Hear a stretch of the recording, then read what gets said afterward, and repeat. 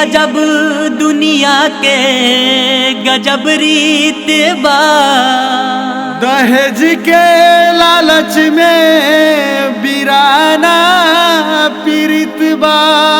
कुहू के करे जा अखिया के सोझा,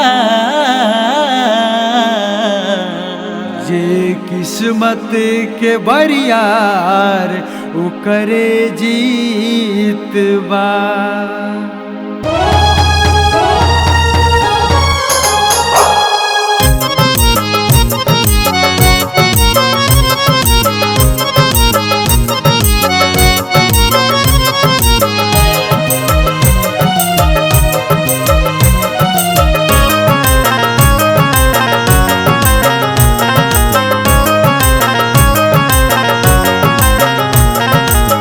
बेटी तौलात बड़ी दाम लगा के, होत बकीन बेच सौदा बना के।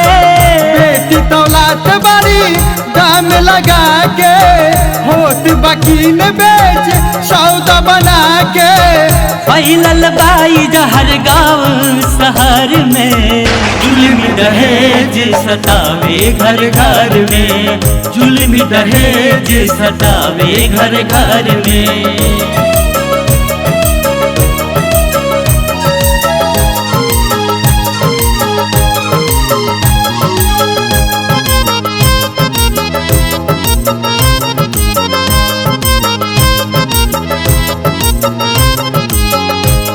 घर बिखरल दहेज के चपेट में, एकरे आवेश में लगल फंदा घेट में।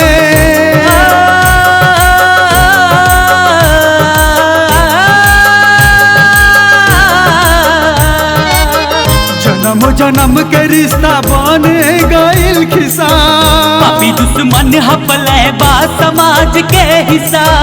विकृति कुपर था खुशी छीने पल भर में, जुल्म दहेज सतावे घर घर में, जुल्म दहेज सतावे घर घर में।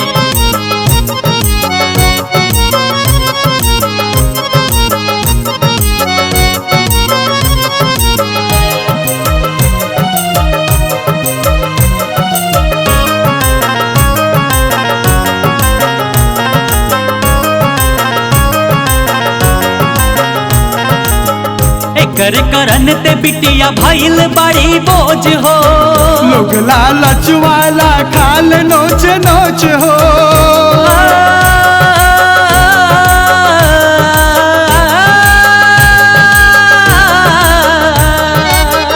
एक गरीबी मारे दूजे दहेज हो, चौकठ लांघला कैल बाप रहेज हो। कलप के हार चले बाबूजी कहर में, जुल्म दहेज सतावे घर घर में, जुल्म दहेज सतावे घर घर में, जुल्म दहेज सतावे